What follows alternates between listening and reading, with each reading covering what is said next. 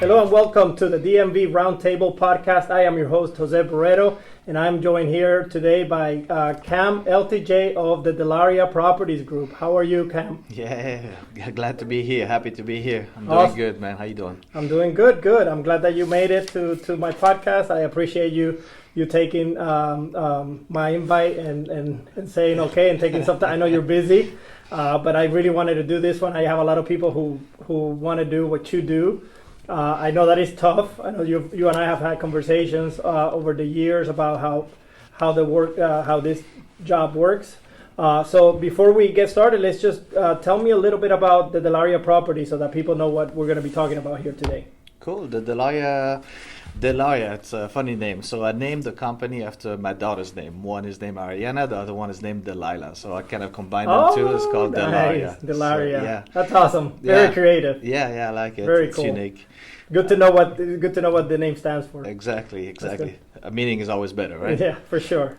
So what we do is basically we do acquisitions, we buy properties, we do renovations, we do development, and we also do management. Okay. So we basically have full spectrum of real estate investment. Okay. And that kind of gives us leverage when we go buy a property because we could save so much on the renovation. We're usually able to pay more for the property. Okay. Or maybe even pay the wholesaler a little bit extra money as well. Okay. So yeah, that's what the Delaria property is. So you buy and sell, or buy, fix them and sell them, fix them and hold them, and things of that nature. Exactly. Is that correct? Or manage them too for or investors. manage them. Yeah. Okay. So sometimes you can rent them out. Exactly. Okay. So we have some investors that have cash, but they don't know how to do the business. So we help them acquire the property, renovate the property, sell the property, or manage for long-term hold. Okay. So no, this is a business that's very profitable, and I know a lot of people that I come across in real estate they want to get into.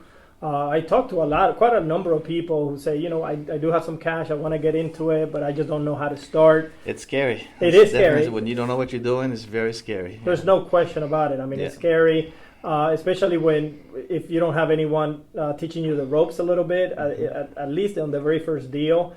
I've worked with plenty of people who have tried it and have done okay, people who have not done so great, and some that have done very well for themselves. I think the key is to find somebody that can at least guide you at first, right? Yeah, we have a lot of people on the verge of starting. Those that actually took the plunge and did a deal with us, they can't wait to get another one going. Okay. And in today's market, when you say a deal, you mean like they came to you and with the property or with the money, or? Yeah, usually with the money, and they wanted to get into the real estate investment side because they have this extra money sitting at the bank with very low return on it. So they've been wanting to do it, and then once they did one with us, they loved it. The return has been good, so they want to get back into it. But yeah, in today's market, it's difficult to find enough deal to satisfy everybody. Right. But there's a lot of people that keep asking questions and keep liking what I do, but they don't take the plunge. It's a scary thing to do, real estate is. But also, I feel like a lot of people, and this is one of the main reasons why I wanted to do this with you, because I've seen a lot of people talk about this business, and I've seen a lot of videos on how to do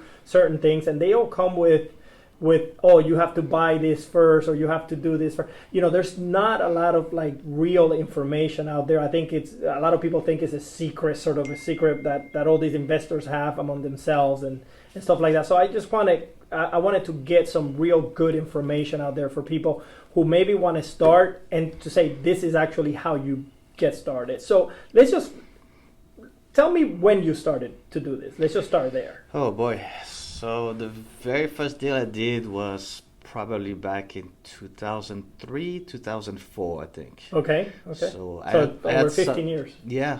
I had some money from my prior business, which was an insurance company. Okay. We're doing extremely well. We had some additional cash we didn't need. So I kind of took the plunge on doing my first flip. It happened to be actually a friend of mine that inherited a property from his aunt, who passed away in another state. Okay. And the property was left vacant for months, and there were some pets in there, like dogs, cats, for weeks. Okay. By the time I took over that property, it just needed to be taken down to the studs. Even the subfloor stunk. So I had to remove the carpet and the subfloor and change everything. Okay. That was my very first flip. I didn't know how to do anything at all. I didn't have any contractors, but tool belt. Okay. I learned a lot, and then after that, I didn't do another flip for another year. Did anybody help you in that one? Well, my wife's family had some construction background, so they definitely helped me. But this was like a family event. So I bought the property, the family came in, gave me a hand over the weekend, and we just pushed it through. And that was my very first flip. Okay. I think I bought it for $90,000. Renovation was around $40,000. I think we sold it for like $190,000 or so. So nice. It was a profitable deal. I think $30,000 to $40,000. Right off the bat, a profitable deal. So that had it been not profitable, then maybe you might have put the brakes on it a little bit. Yeah. That's what happens to some people, right? Exactly. So you were fortunate. I mean, and actually, you, as people will find out, you end up being quite good at your job. So. It was profitable, but I got burned out because I didn't realize how much work it took to get it done. There you go. And then I think that kind of put the seed inside my mind of like later on getting into this business. There you go. There you go. Okay, so that's great because a lot of people are in the same boat. Not exactly the same boat, but a lot of people find themselves with maybe some extra cash. Mm-hmm. And that's what gives a lot of people the idea to jump into this business. Mm-hmm. Obviously, the popularity of the business that came with shows on television on how to flip and flop and things like that. Yeah. I got people interested. The truth of the matter is that there is a lot of money in the business, right? Yeah. There is a good amount of money to be made in this business, and you're also doing it good for a community because you're really taking properties that are run down. You're doing you're refurbishing them, and then by extension it helps the communities, right? Absolutely. It sucks to have that one property on your block that's totally run down and abandoned sometimes for months and years sometimes. So all the neighbors really appreciate when I come into an area and start working on a property. Everyone comes over. Some people even brought me cake and food. And it's like, thank you for renovating this property. It's been left alone for so long. That's awesome. Because, you get people going into this property doing bad things sometimes and really making the whole neighborhood look bad. Sure. And value-wise as well. Absolutely. That's a good point. If you had to do it over again at the very beginning, give me a couple of things that you wish you would know when you started that would maybe help you get through it a little bit easier, a little bit better. I think my number one advice is know your numbers. Numbers from every angle. So if you get into a property, if it's a 2-bedroom, 2-bathroom, know the numbers of that community, what it would sell for. Okay. So I see some investors getting into a deal where it's like 1-bathroom, 3-bedroom, and they want to sell it as the same as the rest of the neighborhood, and that sells 2-bathroom, 4 bedrooms. Like everything has to match perfectly when on your comps. Okay. So you have to know what the resale value of the property is before you get into it. And comps, for those of you who don't know, are comparable. So homes that have sold for this recently that are like your subject property in the same area. They need a friend like you, Jose. They need to know what the market is doing. I like it. They need to know exactly what you could resell it for, so you could know what you buy it for and what your renovation number is going to be. Yep. Also, your cost of acquisition, also the cost of renovation, the cost of how long you're going to invest, the cost of investing that money into the property for that long. Mm-hmm. A lot of people I see these days, they buy a property, they underestimate the repair, and then they underestimate the cost of sale. You get your commission, you get your seller concession, you get your holding costs, you get your taxes, you get capital gain at the end after all said and done. You get your utilities, you get a lot of cost that goes into this projection sheet when you go into a project. Mm-hmm. So just getting an accountant or somebody that knows what he's doing to run those numbers for you is a very good thing to do at the beginning. I think I went in probably without knowing all these facts and just looking at a big profit in the back. Right. But it's cheap. People look at, okay, I'm going to buy it for 100, I'm going to put 50, I'm going to sell it for 200, exactly. I'm going to make 50. It doesn't really quite work that way. Yeah, you have to run your numbers forward and backward multiple times and be very detailed and be very, or just overestimate on all the expenses, because in renovation, you break one thing and there's 5 things broken behind it. So cost increases all the time. Okay. Yep. Okay. That's a good tip. What would you say is the biggest misconception about this sort of business?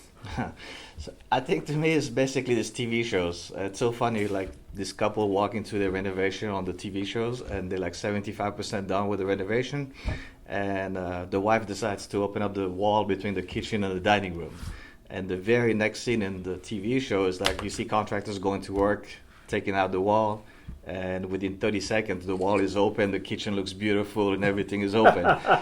For me, I gotta get an architect, I gotta get a set of drawings, I gotta get an engineer stamp this stuff, I gotta go to the county to get it approved. The county has to probably see me 2 or 3 times to get it approved. Right. Then I gotta have a pre-construction meeting, and then a framing inspection, and then a closing inspection, and then a final inspection. Right. The process of taking out that wall, to me, takes me 5 weeks, where the TV show is like done in 20 seconds. Between the times of the commercials, right? Yeah, exactly. There's got a commercial come back, and it's all done. They just make it seem so simple.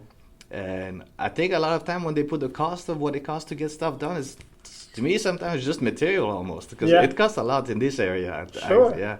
The cost of labor. And anybody listening out of the area, we're in the DMV area, which stands for DC, Maryland, and Virginia. Virginia meaning the Northern Virginia region. So this is a very expensive area. Mm-hmm. Yeah. So those small changes, they take a lot of work. The pre-planning takes a lot of work, so these TV shows make me laugh when I see stuff like that done. Yeah, I hear you. And where do you guys concentrate your business? I mean, obviously we're in the DMV area, but is there one that you find? Maybe talk a little bit about each, the Northern Virginia piece, the Maryland, and the DC. I know you've done work in all of them. Maybe you could tell us a little bit of what the differences are in each. Yeah, if I had it my way, I would have all the property 10 minutes away from my house. Yes, please. But right now we go where the deal is. And what I've realized too is, like, because I've been doing this for so long, the people that work for me know exactly what I expect. So I realized the less I show my face, the better the project goes. Like, it goes smoother without me almost now. Right.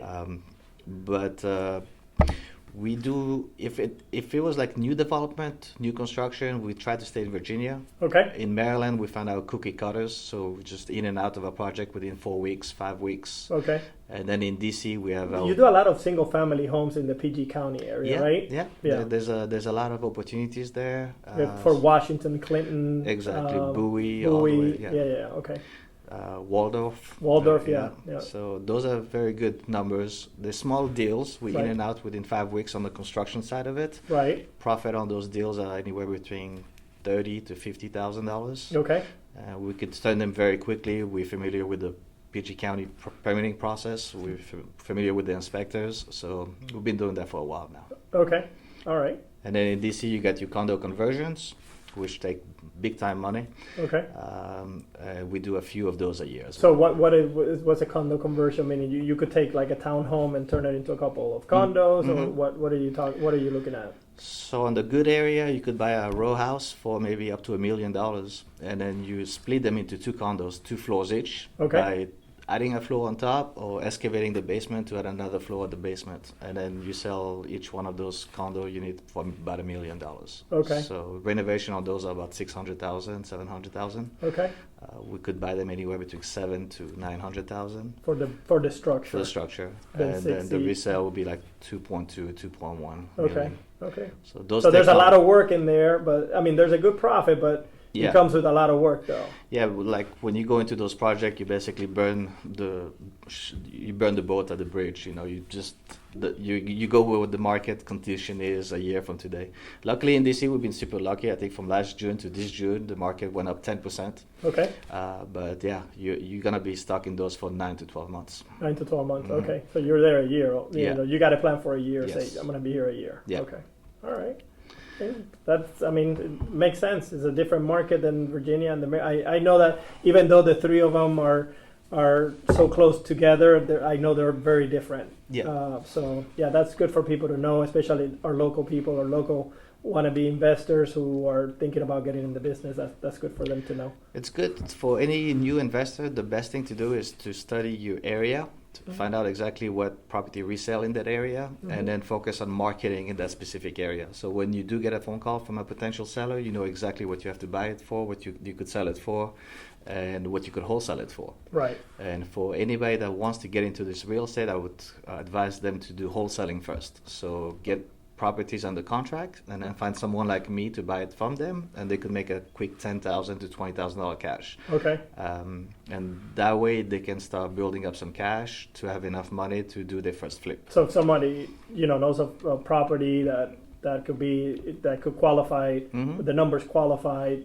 just send them your way or to an investor like you, and they'll make some money exactly for bringing the deal to the table. Exactly. They basically sell me the contract, so they don't have to lift anything. So they don't do any work. They just sell me the contract, and then they get paid. And we'll talk about the seminar at the end of this thing, because I know you're going to talk about a seminar that you have coming up, which I look forward to.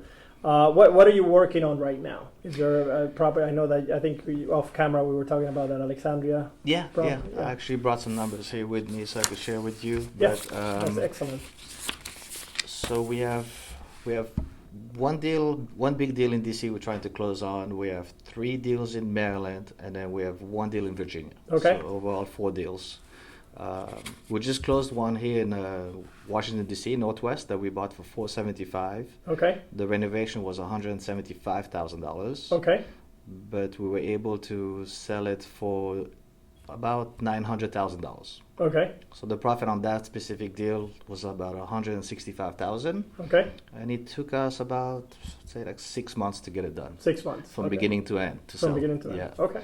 Okay. So that was a pretty good deal. That's a pretty good deal. Yeah. I mean, it does come with the caveat that you have to have the cash to do that, and if you're the one putting the money in on this deal, understanding that it's going to be a little time before you can get it done. It's not one of the quick ones that you were talking about. No. In Maryland, the cookie cutter one. So, okay, go ahead. The other one that I have going on in Alexandria, we bought it for $460. Renovation on that one was $80,000, and then the sale price is going to be $715. Profit on that one is going to be $95,000. That's great. So that's good too, yeah. Yeah. And the cookie cutters, the one in Maryland, usually those are about $35,000, but we buy them for $200. Right. And we sell them for $350. Right. So the sales price is lower. Much lower. Yeah. You don't make as much on the back end, but the price to purchase, and also I'm sure what you put into is not as much either. So exactly. Okay. Quicker turnaround. Cookie cutter, those are my favorite, honestly speaking. I mean, obviously I do like the bigger check in the back end, but the cookie cutter ones are just hands off for me. You can do those all day. It's just finding as many nowadays. I mean, when we were doing them back in 2008, 2009, 10, that was a lot easier, but not anymore. It's tougher. The problem in today's market is not finding the cash or finding the buyer. There's plenty of that. Mm-hmm. Finding the deal is the problem right now. Okay, so now let's that's a great segue for my next question is how do you find the properties? What's the process for finding the properties? So you have to be a little bit more clever now to find the deals. You have to look outside. The number one way for us is wholesalers. Mm-hmm. People that have been doing this business for a long time, that do the marketing, they find deals and then they bring it to us. They know we pay them pretty good, and we always close on it. So wholesalers would be the one. Number 2 would be like realtors. Okay. And then we do some direct marketing ourselves to find deals on our own as well. Okay, so those are the 3 ways that you go about finding your deals. Yeah. Okay. And as far as the marketing that we do like absentee owners. Those are good. Out-of-state owners, pre-foreclosure. We do REOs, probate, high equities. Yeah, those are typical people who just are high. There's a high probability that they're gonna want to sell, right? Yeah, or they have a property. Yeah, basically. Want to or have to sell. I guess. Sometimes some people are in the unfortunate situation where they need the cash, right away.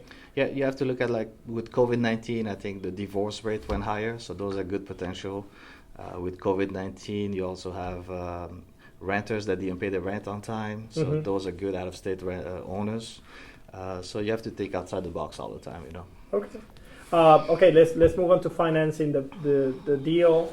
I know that you financed them yourself sometimes, but you also use hard money lenders or actual people who finance the properties for you for a return.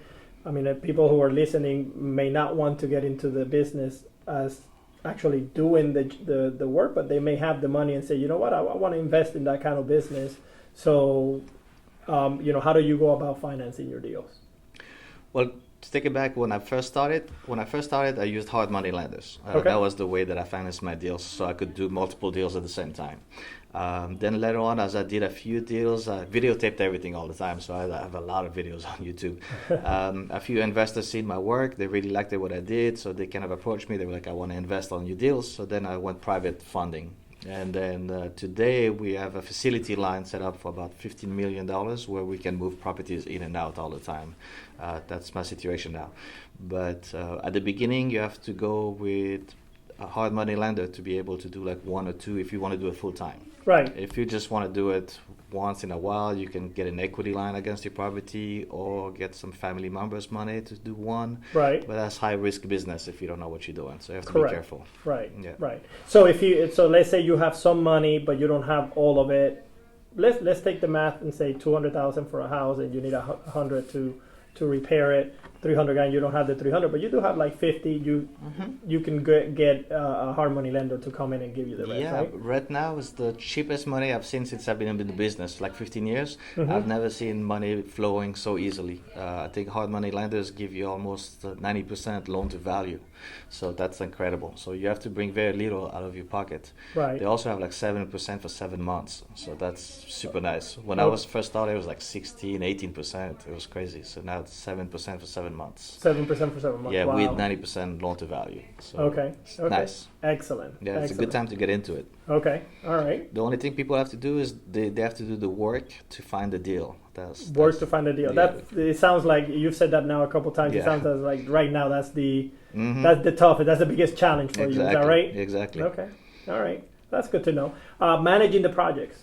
So again, I know that that's one of the things that I've seen investors who just began where they fail the most has been in the managing of the properties.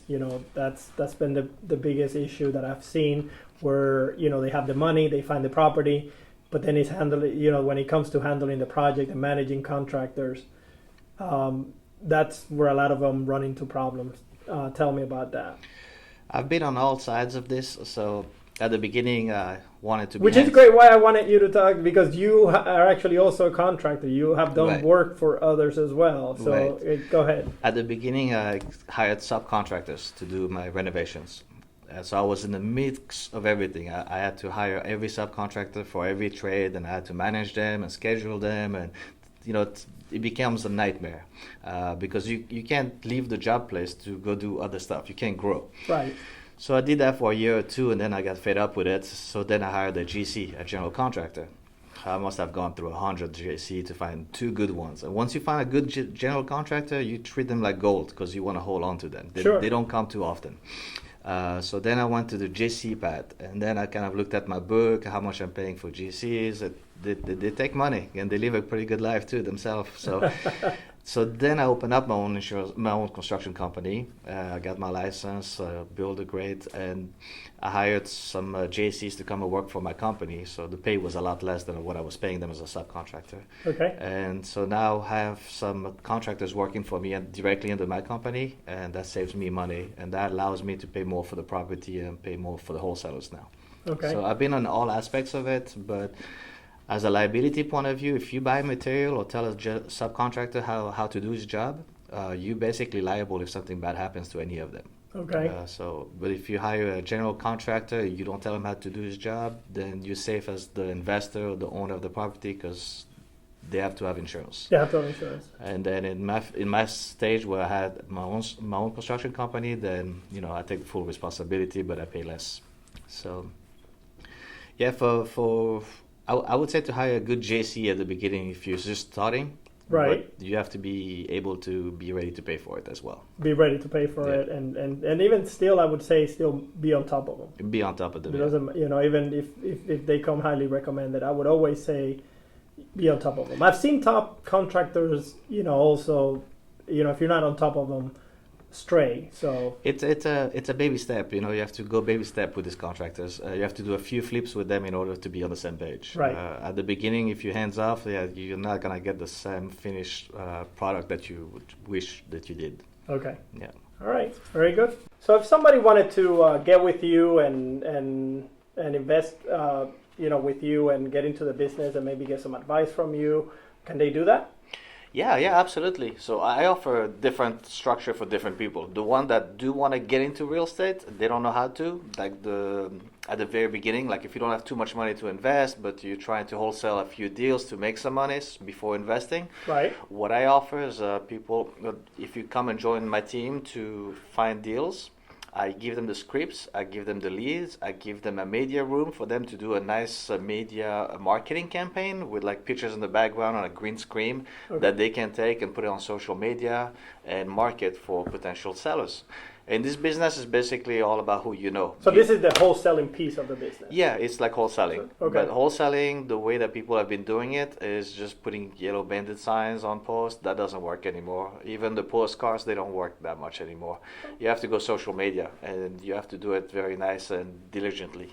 So what I offer is like the whole entire package, as like the green screen, the production, the video, the social media ads. I offer all of that for free, including the contract, the leads, the marketing. And if you do get a potential seller, I'll go with you to go see the deal to estimate the renovation. Okay. And I'll tell you exactly what I could pay you for that deal, or what I could pay the seller for the deal. Okay. So that's a great way for people to get So this is for somebody who wants to get into the business. They may not have the cash or the properties to get started from those two angles. I think, the way that I think we've broken it down is you have three ways to get into the business. Either you work to get a property or a deal in. Exactly. That's a wholesaler, what you just described. Exactly. Or you have the money. Okay. You want to invest. You want to invest and get a return for your money. Or you have a property that you came, that somebody, exactly. You somehow found or whatever that and you want to either work it by partnering maybe with somebody like you or wholesale it to you. Exactly. I had the perfect situation just like 2 months ago where I had a student of mine that was just learning how to wholesale. Okay. He actually got a property in DC under contract. Okay. I wasn't able to actually close on that deal, but what I did is get one of my investors that had some cash to buy the property from him.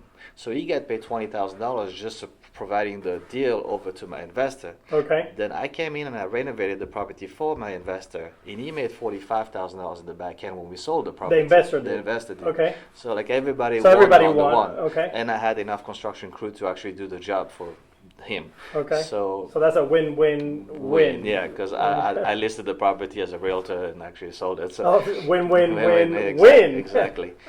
So like the first part is if you want to start a wholesale to find a deal for me and market. The second part is if you have the cash, you don't know where to invest it, I could provide you investment opportunity for you to invest your funds and get a good return on it. And number three, if you have a property that you just get from your family, or it's a property that's run down that you own that you need to sell, I can provide help on that just by providing you a cash offer. Okay. Yeah. All right. That's awesome. Okay, good. So what about advice for a newbie? Like, let's say somebody has the money and is going to get into it. What kind of advice would you give them before they start? If he has the money, to look for deals. So just make sure there's two numbers you can't lie in this business. It's your resale value. Like if you buy a property in a specific subdivision, before you buy the property, you should know exactly what the house is going to sell for when you sell it. Okay. That number doesn't change. That number doesn't change. Yeah, so you need to find comparables that are very similar to the house that you're buying. Sure. And that's your sell price. That's your exit price. Okay. And then the second number it's a little bit more fluctuating, but shouldn't change too much, is your renovation. Like if you come in with a $50,000 budget to renovate the property, then don't go in there try to do an addition on top. That's not going to work. Right. So you have to know exactly what your game plan is with that budget in mind. So don't make big adjustments in the middle of a project. Yeah. And at $50,000, I would take at least like close to $5,000 to $7,000 buffer zone. And hopefully you don't get to use that, but you also have to account for staging, cleaning. Like the final stage of the renovation is where most of your money go, because you have to make it like a showroom. Okay. A lot of people spend all the money into the renovation. They don't have any money to market the property or stage the property, professionally clean the property multiple times, or holding time as well. So make sure your budget is aligned with the renovation you're about to do. Okay. Perfect. Those are the two advice that I would say. Two advice. Yeah. Okay. All right. So. Okay, go ahead. No, go ahead. And then that would bring you down to your purchase price for that property. Okay. That to your resale price. When you get the resale price, you get the renovation, and you take those two numbers, and you come up with your purchase price. Yeah. Gotcha. Okay. So don't overpay for the property, because in real estate you make money when you buy, not when you sell. Those numbers are already in stone. You make your money when you buy. When you buy. Exactly. Okay. All right. Well, now let's say that somebody's listening and they go, "Man, I want to do this. I have the money, or I have the property, or I have whatever combination of the things that we've spoken about. I want to get in on this, and I want to talk to this guy because I think this guy's going to help me. How do they reach you? Well, you can reach me by calling me. Okay. My number is 703-626-5115, or you can send me an email at renovation@delaria.com. That's DELARIA. Okay. Yeah. Excellent. So if for all the listeners out there and the viewers, if you guys want to reach out to Kam and get started in this business, feel free to reach out to him. He's awesome to work with. I've been working with him for a little over 10 years now, about 10 years now actually. So he's awesome, and he'll help you. And I've actually challenged him to do a 4-part series with me, which is going to be coming up. What we're going to do is we're going to take one property, one that's coming up. We're going to include photos. We're going to go inside the property. We're going to show you the deal. All right. We're going to show you the numbers. We're going to take you through the staging pieces. We're going to take you all the way to listing the property and sell. And then we're going to put on the screen. We're going to and we're going to attach to every medium that we put this out to. It's the actual numbers of the property from beginning to end, so that you guys can really see how the whole thing gets done. I appreciate everybody tuning in. Thank you, Kam, for being such a good sport and being my guest here today. Absolutely. I really appreciate it. And for everybody out there, thank you. And we'll see you on the next episode at the DMV Roundtable. Thank you, Jose. Bye, everybody.